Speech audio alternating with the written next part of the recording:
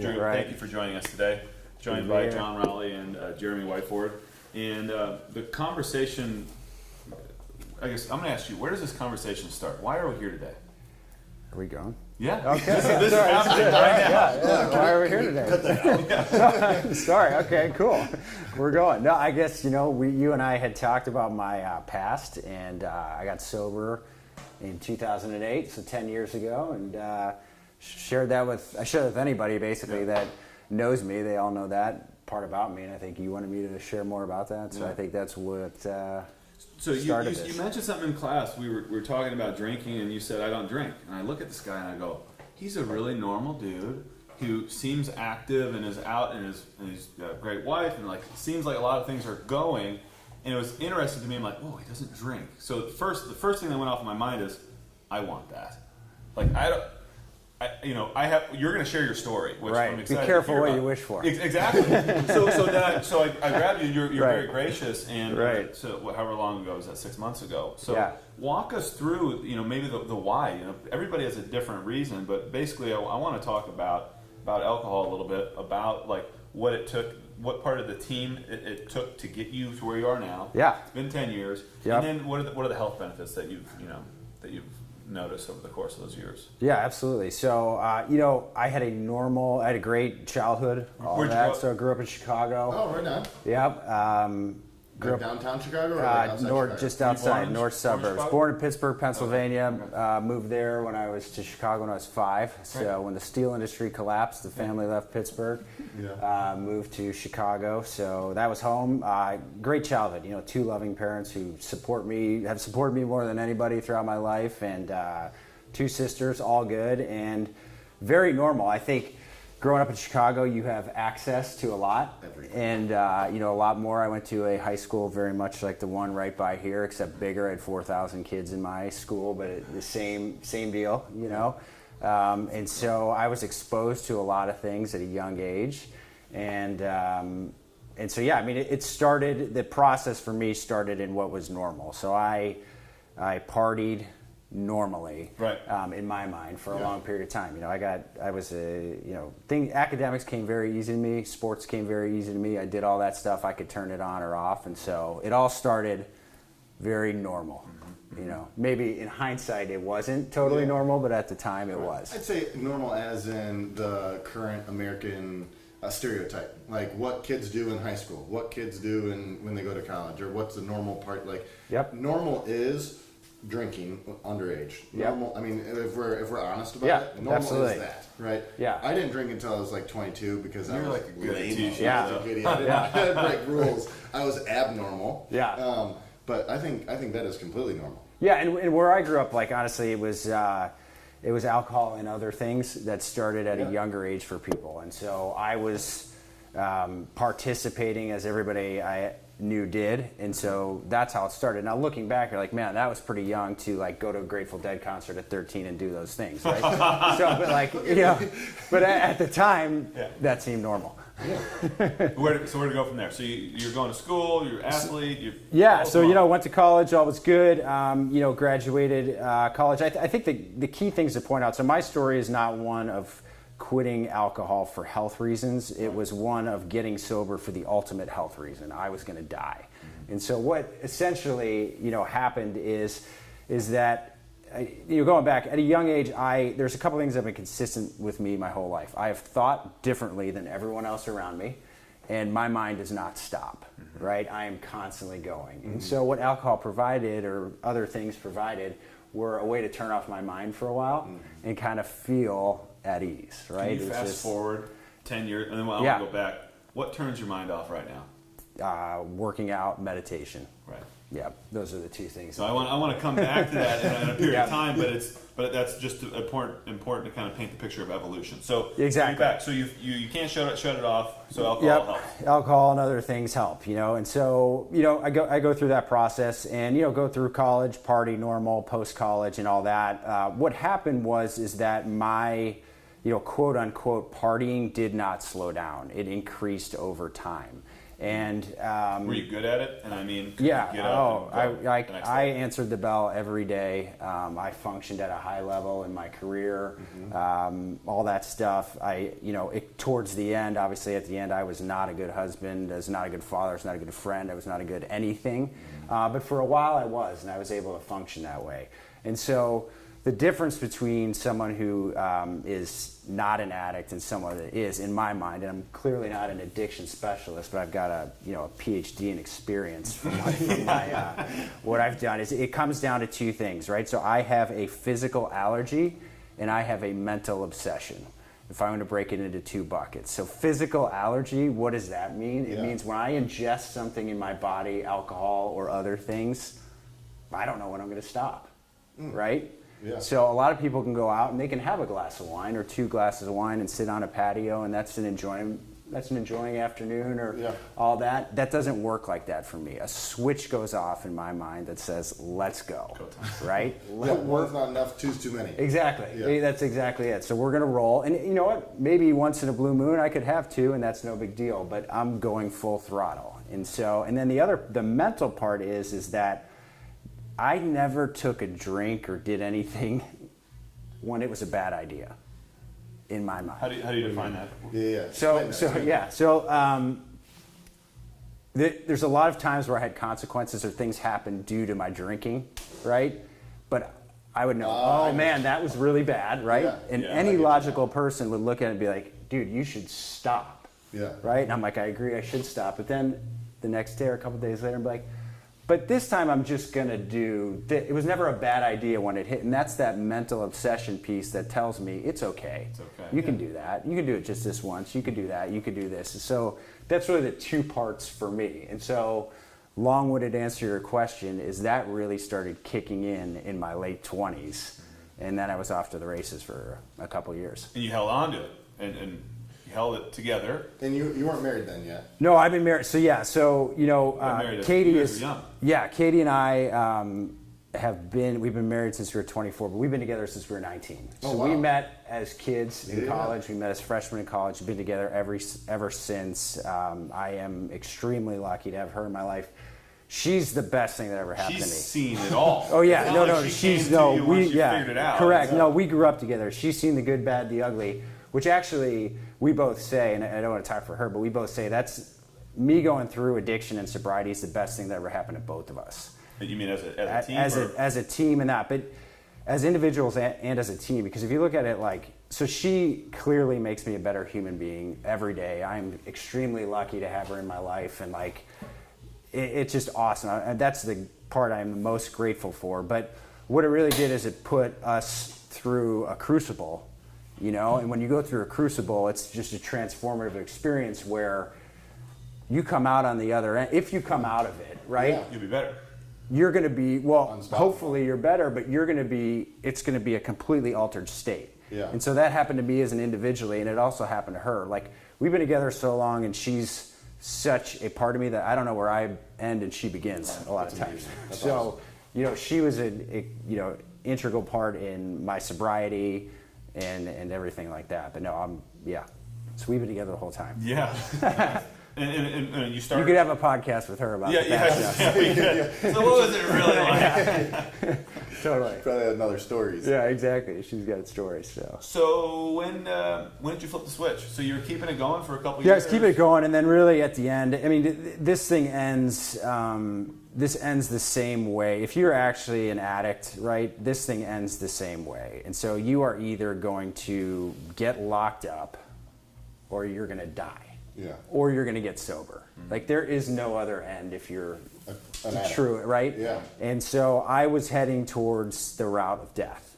And so, in 08, it was ending. It was just a constant for me. Yeah. Daily. It was, 24/7. So I was completely physically addicted.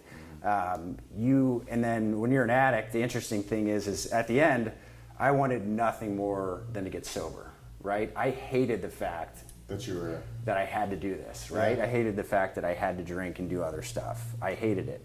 But I'm not going to ask you for help. No. Because what are you going to do? Tell you not to drink. You're going to take it away from me. And if you take it away from me, I'm going to die. because I'm addicted to this stuff, right? So that's the cycle that you're in. Right, it's a catch-22. Yeah, for sure. So, a series of events happened in '08, but nothing, I crashed cars, hospitalized, like various things happened, and people were really trying to help me and get me to stop. Katie, my parents, others. This was family-wide. Family, secret was out. Secret's out. Family, friends. You gotta cut it out. And Colin and Sam were 1 and 2 at the time. Oh wow, so you had little people. Yeah, little people. So Katie's doing everything, and it's interesting because there is no, and I know a lot of people that are in a similar situation as me or were and are now, and there's no consequence that is actually going to change someone. So it's hard to explain, but it's this evolution. It's a process like everything in life, right? So if you upset Katie, I didn't want to hurt her. I love her. I don't want to hurt her. I don't want to be a bad dad. I don't want to be a bad son and friend and all that stuff, right? I know all that, but at the end of the day, I'm so consumed by the addiction that none of this is adding up. And really what happened to me is what happens to most. At one day, it was the end. People were trying to get me to go to treatment, and I didn't want to go for various reasons. And I was driving down 67th Street, in between Knoll and Row, and I pulled my car over at that Funicello right there, and I'm like, that's it. I'm done. I am really done. Yeah. And I had said I'm done before, and I had, been actually done in my mind, but this time I'm done. And I went home, and I said to Katie, I said, I gotta go. I'm going. And so the team mobilized, and so everybody pulled together. And because they'd been wanting me to, go away and. But it had to be on you. It had to be on, you can't, anything in life. So you could take something as weighty and heavy as addiction, right? Or you could take something as simple as deciding to do more pull-ups, right? Yeah, sure. You don't do it until you decide at the end of the day. And so, that was my decision point. So, I went to treatment where I had some family that were alumni there. It was out east in Maryland. Really? So, They knew a spot. They knew a spot to send me, and I went out there for 30 days, and I've been sober ever since. With the 2-year-old and the 1-year-old at home. Yeah, that was the hardest thing. I mean, that was the hardest thing I've ever done. My boys mean the world to me, and we subsequently have Harry, our third, and so saying goodbye to them was a tough thing to do. Yeah. And I didn't know where I was headed, but I knew that was better than whatever. And so I would say goodbye to them. And what I've learned, and it transcends all aspects of life, the 3 most powerful words anyone can speak are, I need help. Yeah. Oh, no? Okay. Yeah. And when you say that, man, people rally. Well, that's the thing. Yeah. Either people rally and things make change, or it falls on deaf ears and they nothing run away happens. from you. So there's 2 different paths that could have taken. You could have come home and said, "Hey, I'm done." Right. And then you couldn't have had the support system that you had, and people are like, "All right, let's go ahead and drag their feet." Yeah. And then you'd still be in the same road, or you had this awesome support system, which shows the need of everybody else around you. Having people in.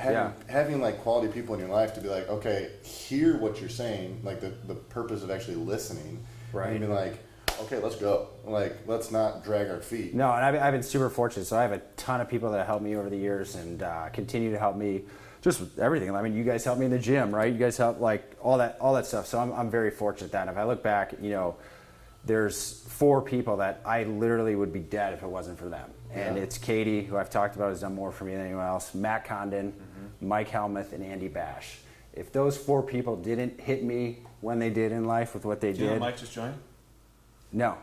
No. He just started yesterday. Well, look out. So, erase that then. We don't want to get his head any bigger. No, but those 4 people, honestly, I say that to my boys, I'm not here if it's not for them. So a lot of help. So you're right, community is a big thing. That is huge.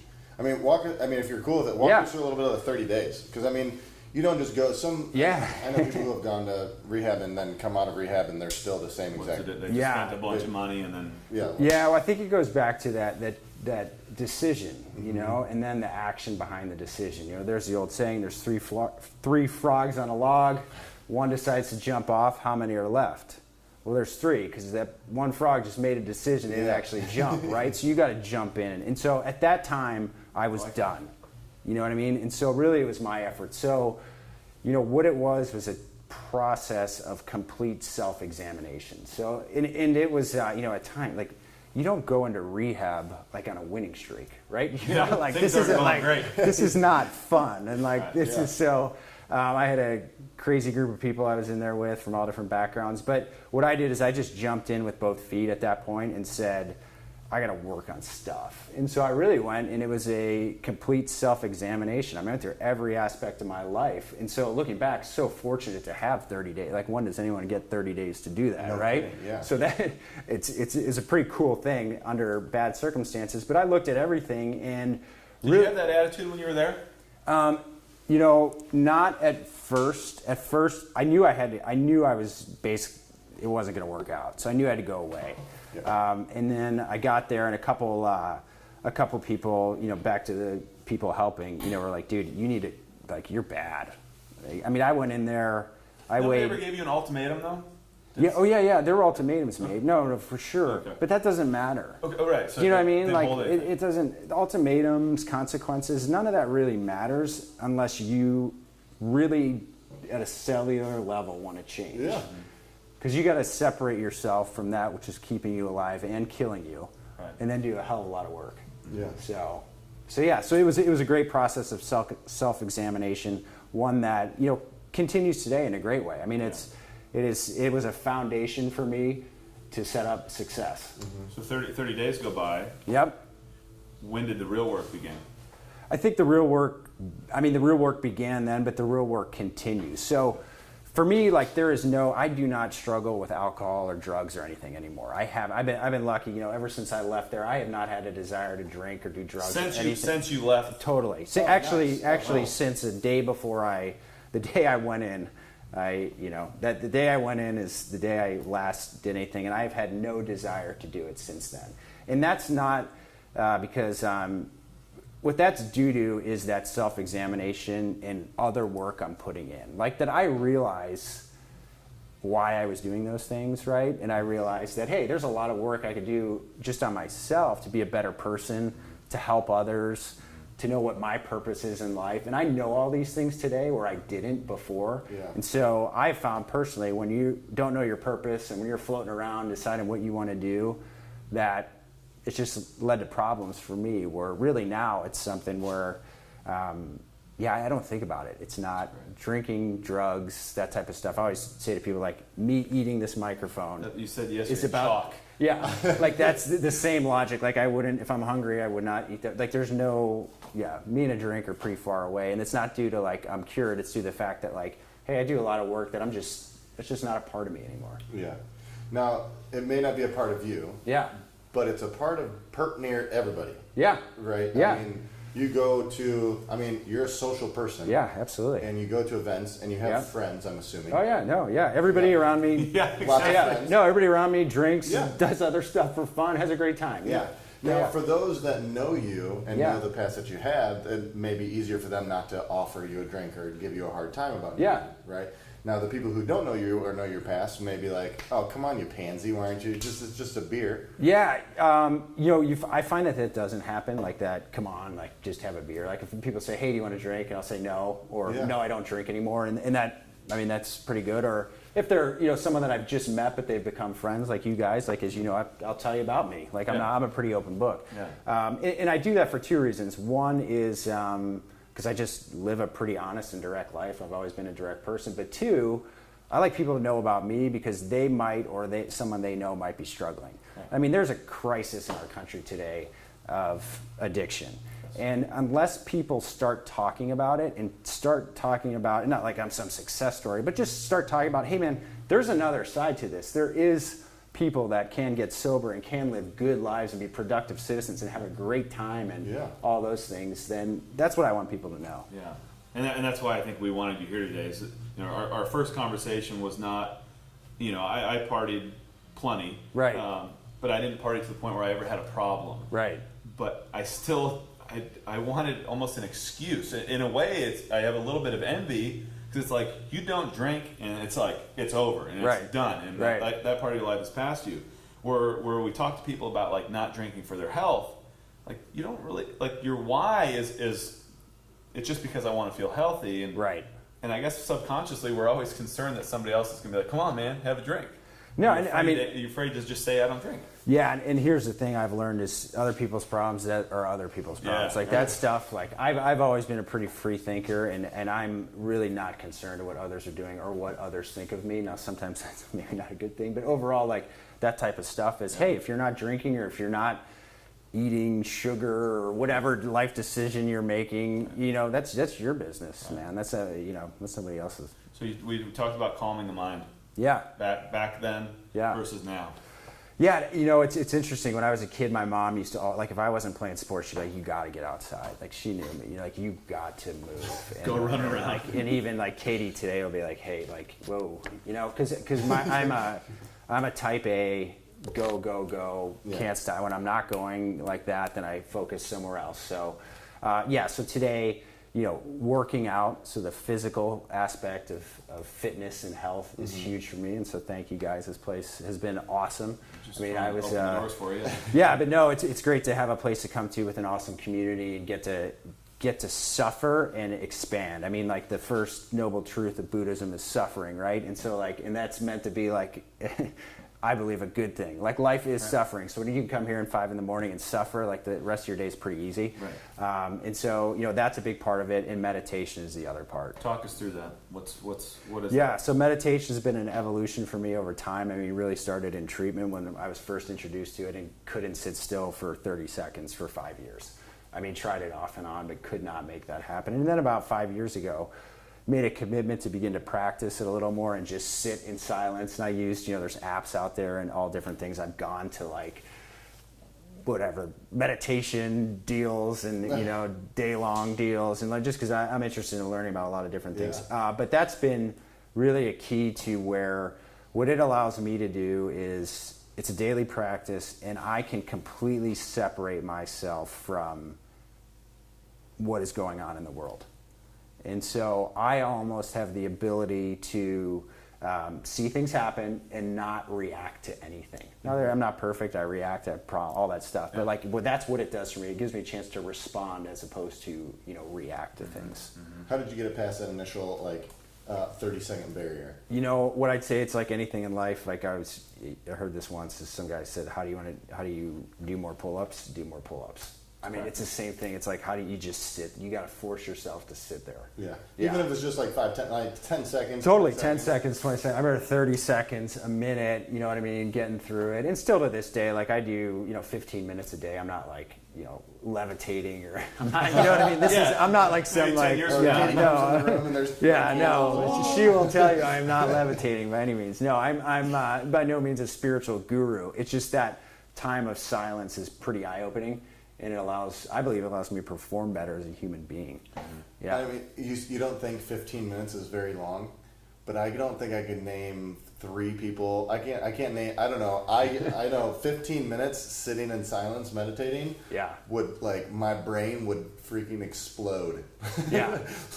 Right. Practice. And that's the thing. It's practice, and it doesn't. And I think the people that I've things I've learned about it is that it's like anything in life. It doesn't have to be perfect, right? It's just a matter of doing it. And are you sitting there? And there's days where I sit there, and for the entire time, my mind is just going about, I've got to go here, I got to fly here, I got to do this or that, and that's fine. That's normal. It's not.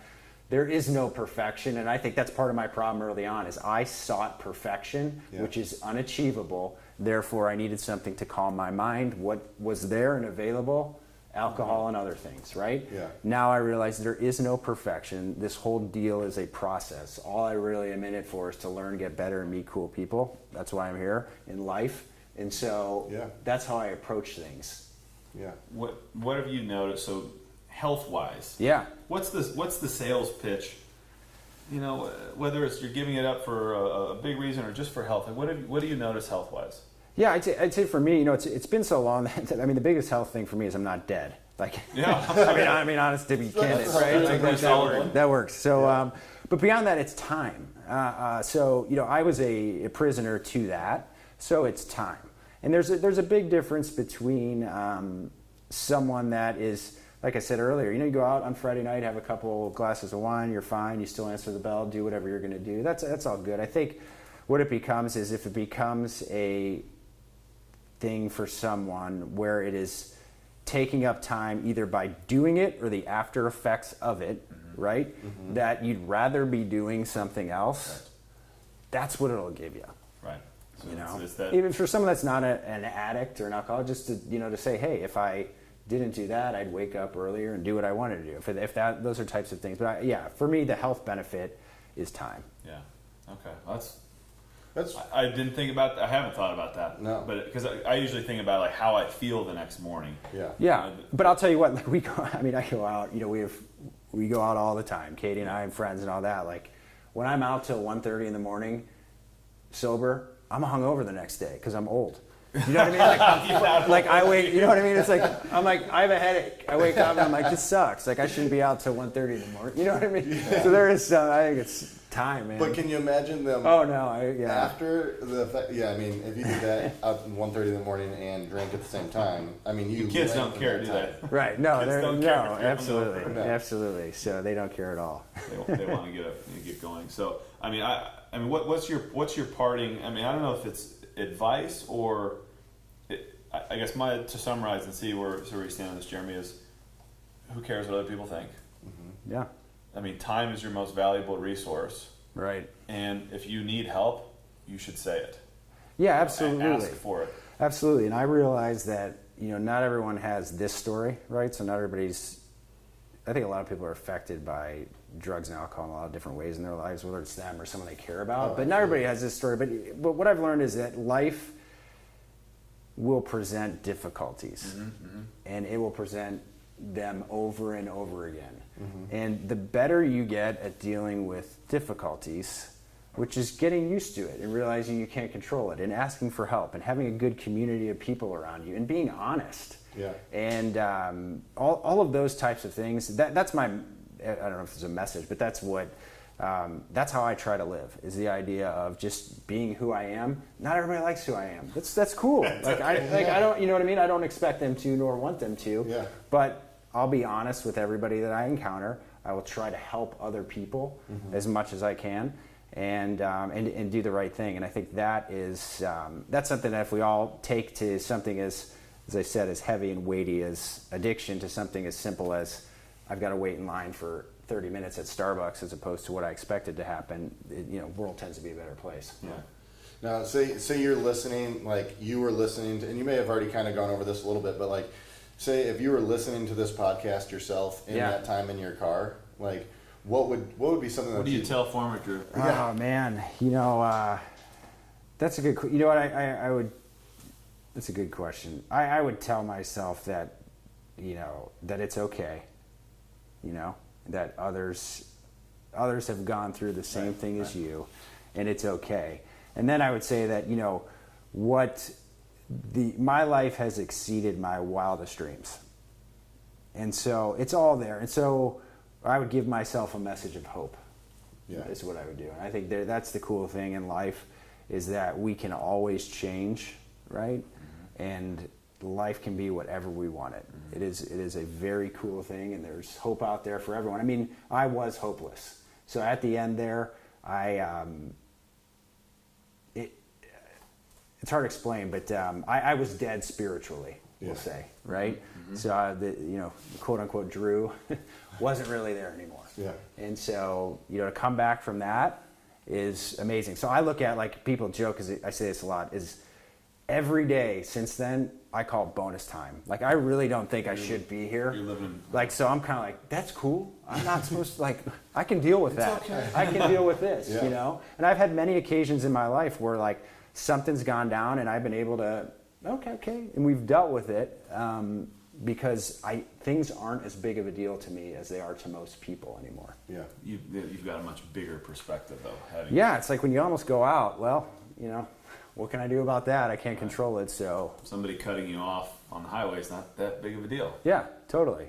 And I think the other thing about, time, and the other thing about, being sober is I am present for everything. Like, there's been a couple times, we were in Colorado a couple of years ago having dinner with a bunch of friends, and Colin, my oldest, the little one, Harry, came running the restaurant. There's about 20 parents having dinner. It's 11 at night. It's dark. They're all eating outside, and he comes in like a ghost and just screaming, Colin. I go out there. We had run out there. He had jumped and busted his knee open on one of those ski grates. So his kneecap is out, right? It's 11 at night. I know where we're at. That's actually a good place in the world to Well, bust a knee. what it ended up being, it was perfect. But I knew where we're at in Vail, and I knew there's no way we can get a car here and then get to the hospital. Yeah. So I picked him up, he was 75 pounds at the time, and ran him 1.5 miles to the hospital. So that type of stuff is like, I'll tell you what, back then that was not happening. Right. No. You know, so those are the other, benefits. Of Being present, being Okay. being able to react, being able to be there for someone else and help out. That's cool stuff. And you're probably a popular guy around, the later evening hours. We're like, how are you getting home? I am a huge designated driver. Yeah, I have different people that actually have playlists in my Spotify that they like when I'm taking them home around town. So no, we have some good times late at night. No, I still go out with everybody. We have a great time. We're out late. We have fun. Life's When great. did you learn how to dance again? Did you need alcohol to dance? This is a personal question. I probably would. For me. Yeah. Great question. I'm a great dancer with a couple drinks. Yeah, I would say I dance less sober than I did drinking overall. But I would say weddings and things like that. Yeah. Absolutely, I'm out there and dancing. I mean, I'm not Katie, big dancer. I'm not as much. But no, I think dancing was probably like at a wedding or something like that. And just when you're feeling good, I mean, it's the same concept, right? What did the alcohol do for me? It substituted something that made me feel better. So, you're feeling good, you're feeling alive, whatever it is. But I think it goes back for dancer. dancing would be you can't care what other people think about you. Yeah, you're absolutely right. One of your quotes that you told me one time was, the thoughts of other people are none of your business. Yeah, right. I mean, it's their business. Dance away, man. Yeah, you got to be you. And I mean, that's the cool thing. I try to tell my boys that all the time is don't care what other people think. You got some good kids, by the way. Thank you. That's Katie. Like, she's a good mom. She's a good mom. Yeah, she's done it. You got some good kids. Thank you. They're awesome. It's a huge gift in my life. So and that's hard for especially teenagers to not care what other people think about them. It is. I think it's hard for a lot of people, and when it carries through. Right, and so part of that whole examination process that I still go through is what are my motives? Why am I doing something? Like, am I just doing something because I think I'm supposed to do that, or is it something that I want to do or be good for? And so, that's what it comes down to. I mean, adults get caught in that trap too. Everybody does. Have you heard the saying, "Don't should yourself"? Oh yeah. I should do this, or I should go out with this person, or I should have a drink, or right. You end up just going, guilt yourself into it. You said one of your goals was to be able to help people, and I sincerely feel it. Well, you helped the two of us. So anybody listening, it's good. I forgot there was a mic. Yeah, that's fantastic. I'm grateful that you're willing to share your story. And, absolutely. Because I know my family's not excluded from alcohol abuse, and I know people who I'm going to have them listen to this podcast. Yeah, I can't. Yeah. It's very few and far between that somebody's not affected by this, and whether it's drugs or alcohol or any sort of other addiction, it's typically gets swept under the rug. So for you to have the gumption to or the desire to just help other people, maybe. Yeah, we appreciate it. Yeah, absolutely. No, my pleasure, and I think there is hope for everybody out there, and it's not something that should be swept under the rug because it is a normal part of our world today. And if we help others, things tend to work out better. So, Drew Komenda, ladies and gentlemen, thank you so much for joining us. Appreciate it. I really appreciate it. Thanks. Yeah.